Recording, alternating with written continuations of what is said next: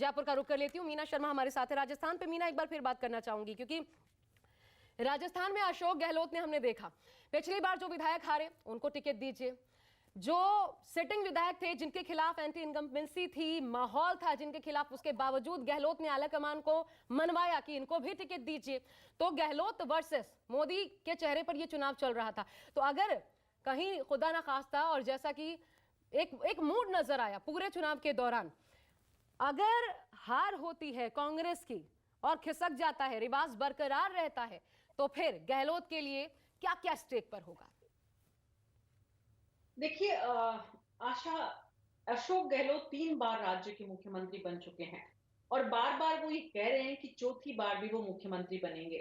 उनके आसपास के लोगों का जो फीडबैक उनके पास है, और मुख्यमंत्री राजनेता कभी भी इस बात को स्वीकार नहीं करना चाहता है कि उनकी क्या स्थिति है। लेकिन क्योंकि अशोक गहलोत, जैसा कि मैंने एक बार पहले भी कहा था, कि अगर राजस्थान में 200 सीट में से 199 पर जहां चुनाव हुए हैं, वहां पर एक एक सीट का अगर सटीक चुनावी परिणाम किसी के पास अगर होगा, तो वो सबसे ज्यादा सटीक जिन लोगों के, कुछ लोगों के पास होगा, उनमें अशोक गहलोत सबसे पहले नंबर पर होंगे, क्योंकि उनकी इक्वेशन कैलकुलेशन इतनी क्लियर है और राजनीति की वो माहिर खिलाड़ी हैं।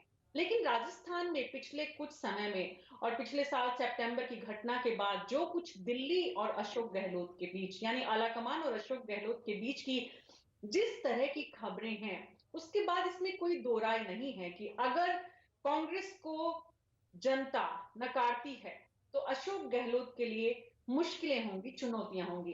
But at the same time Asha, हमें भूलना नहीं होगा कि अशोक गहलोत कांग्रेस पार्टी के इस वक्त जो लीडरशिप है उसमें बहुत बड़े नेताओं में से एक है और कुछ नेताओं में से एक है।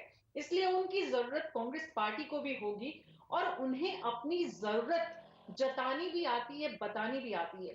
तो रेलेवेंस हमेशा बनी रहेगी उनकी, बने रहेंगे वो रेलेवेंट भी। लेकिन क्योंकि अगर अगर चुनावी नतीजे उनके विपक्ष, उनके खिलाफ आते हैं, तो वो अपने आप को 5 साल के लिए दूसरे लक्ष्य की तरफ बढ़ जाएंगे। केंद्र में, दिल्ली में कैसे उन्हें मजबूत होना है, कैसे बिल्कुल। उन्हें 5 साल बाद और अपने बेटे को कैसे मजबूत करना है, क्योंकि एक चुनौती उनके सामने बहुत बड़ी है आशा इस वक्त। बार बार ऐसा कहा जाता है कि अशोक गहलोत बहुत ज्यादा नहीं चाहते थे कि उनके बेटे राजनीति में इस तरह से सक्रिय हो, लेकिन बेटे की जिद थी कि उन्हें राजनीति में ही आना है और पिता का उनके प्रति प्रेम था।